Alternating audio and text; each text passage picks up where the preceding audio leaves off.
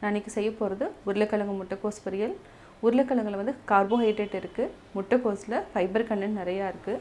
இதை வந்து நம்ம அடிக்கடி குழந்தைங்களுக்கு செஞ்சு கொடுக்கலாம். இது வந்து ரொம்ப ஈஸி மெத்தடில் தான் நம்ம செய்ய போகிறோம்.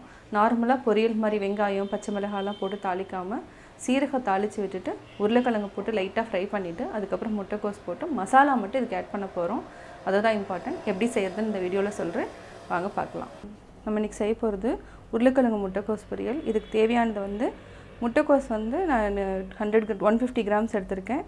3 உருளைக்கிழங்கு எடுத்திருக்கேன். இதை வந்து கட் பண்ணி வச்சுருக்கேன். இந்த சைஸில் நான் கட் பண்ணி வச்சுருக்கேன். சால்ட்டில் போட்டு வச்சுருக்கேன்.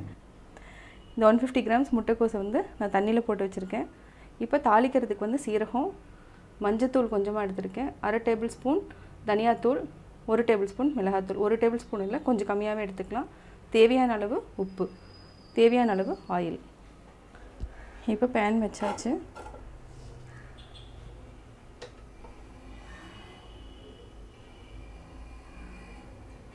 ஆயில் ஊற்றிக்கலாம். ஆயில் ஊற்றிட்டு சீரகம் மட்டும் நம்ம போட்டு தாளிச்சிக்கலாம். இதுக்கு வந்து என்னென்னா நம்ம கடுகு, கடலைப்பருப்பு, உளுத்தம் பருப்புலாம் எதுவுமே நீங்கள் போட வேண்டாம். இதுக்கு சீரகம் மட்டும் போட்டு நம்ம தாளிச்சிக்கலாம். உருளைக்கிழங்கு வந்து ஏன் நம்ம தண்ணியில் ஊற வைக்கிறோம்னா இதில் இருக்கிற தேவையில்லை அந்த ஸ்டார்ச் எல்லாமே போயிடும்.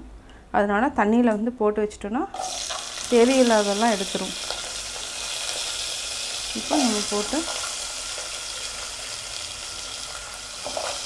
உருளைக்கிழங்கு போட்டுக்கலாம். ஃபஸ்ட்டு வந்து இதை வந்து நல்லா ஃப்ரை பண்ணிக்கலாம். இது வந்து ஒரு 5 மினிட்ஸ் வந்து சிம்மில் வச்சுட்டு ஃப்ரை பண்ணிக்கலாம். நல்லா ஃப்ரை பண்ணணும். இப்போது லைட்டாக குக் ஆகிருக்கு. நான் இன்னும் சால்ட் எதுவுமே போடலை. இப்போ வந்து நம்ம வந்து கோஸையும் எடுத்து போட்டுடலாம்.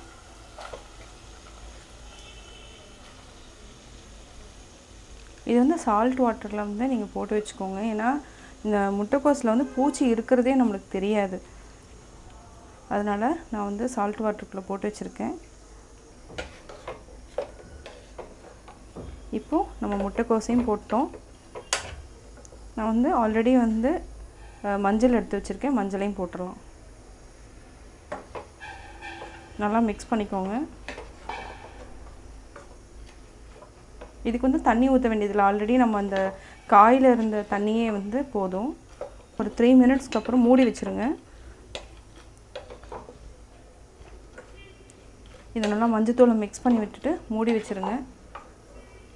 மீடியம் ஃப்ளேமில் வச்சுக்கோங்க. ஹை ஃப்ளேமும் வேண்டாம், மீடியம் ஃப்ளேமில் வச்சுட்டு இப்போ மூடி வச்சுக்கலாம். ஒரு 3 மினிட்ஸ் மூடி வச்சுக்கலாம். இது வந்து என்னென்னா பச்சை பயிறு குழம்புக்கு வந்து ரொம்ப டேஸ்ட்டாக இருக்கும். இந்த பொரியல் உருளைக்கிழங்கும் முட்டைக்கோஸ் பொரியல் வந்து ரொம்ப டேஸ்ட்டாக இருக்கும். தனியாகவும் முட்டைக்கோஸும் அதுவும் டேஸ்ட்டாக இருக்கும். இது வந்து உருளைக்கிழங்கு ஆட் பண்ணுறதுனால இது குழந்தைங்களுக்கெல்லாம் ரொம்ப பிடிக்கும். ஒரு 3 மினிட்ஸ் ஆயிடுச்சு. நம்ம இப்போ சால்ட் போட்டுக்கலாம். எப்போவுமே என்னென்னா முதல்ல சால்ட் போட்டோம்னா தண்ணி வந்து நிறைய எடுக்கும், தண்ணி நிறைய விடும். ஸோ அதனால் இப்போ நம்ம சால்ட்டும் போட்டுக்கலாம். இப்போ மிளகாத்தூளும் தனியாத்தூள் ரெண்டையும் போட்டுக்கலாம். போட்டு நல்லா மிக்ஸ் பண்ணி விட்டுடலாம். மிக்ஸ் பண்ணிவிட்டு ஒரு 5 மினிட்ஸ் வந்து மூடி வச்சிட்டிங்கன்னா இந்த பச்சை வாசம் போயிடும், மிக்ஸ் ஆயிரும், நல்லா மிக்ஸ் ஆயிரும். சால்ட்டும் நல்லா ஏறி இருக்கும். ஏன்னா சாஃப்டாகிடுச்சு, அதனால் உருளைக்கிழங்கெல்லாம் சாஃப்டானதுனால சீக்கிரமாக வந்து சால்ட் ஏறிக்கும். இந்த பொரியல் வந்து டேஸ்ட்டாக இருக்கும், கொஞ்சம் டிஃப்ரெண்ட்டாக இருக்கும். நம்ம நார்மலாக கடலைப்பருப்பு பச்சை மிளகாலாம் போட்டு தான் செஞ்சு பார்த்துருப்போம். இது வந்து என்னென்னா சீரகம் போட்டு தாளிக்கிறதுனால வித்தியாசமான டேஸ்ட் இருக்கும். பச்சை பயிருக்கு வந்து நல்ல சைட் டிஷ், அதாவது பொரியல் வந்து நம்ம வச்சு சாப்பிட்டோன்னா இந்த மாதிரி சாப்பிட்லாம். மீடியம் ஃப்ளேமில் வச்சுட்டு நீங்கள் ஒரு 5 மினிட்ஸ் விடுங்க, ஆஃப் பண்ணிடலாம். இப்போது நல்லா குக் ஆகிடுச்சு.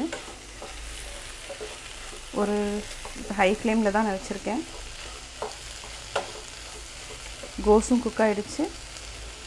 பொட்டேட்டோ வந்து குக் ஆகலன்னு நீங்கள் வந்து நல்லா பாருங்கள். அமுத்துனா நல்லா சாஃப்டாக உள்ளே போச்சுன்னா குக் ஆகிடுச்சுன்னு தெரிஞ்சுக்கலாம். இப்போ அவ்வளோதான், நல்லா குக் ஆகிடுச்சு. இப்போ நம்ம கேஸை வந்து ஆஃப் பண்ணிடலாம். நான் பொரியல் எப்படி செஞ்சேங்கிறத பார்த்தீங்க. கட்டாயம் உங்களுக்கு பிடிச்சிருக்கும். இந்த பொரியல் வந்து பச்சை பயிறு கிரேவிக்கு வந்து நல்ல காம்பினேஷன். அதே மாதிரி சப்பாத்திக்கும் நீங்கள் சைட் டிஷ்ஷாக வச்சு சாப்பிட்லாம். நீங்களும் வீட்டில் ட்ரை பண்ணி பார்த்துட்டு உங்களுடைய கமெண்ட்ஸ் எனக்கு சொல்லுங்கள். உங்கள் ஃப்ரெண்ட்ஸ் கிட்ட ஷேர் பண்ணுங்கள். பிடிச்சிருந்தால் லைக் பண்ணுங்கள். எங்களோட சேனலை மறக்காமல் சப்ஸ்கிரைப் பண்ணுங்கள்.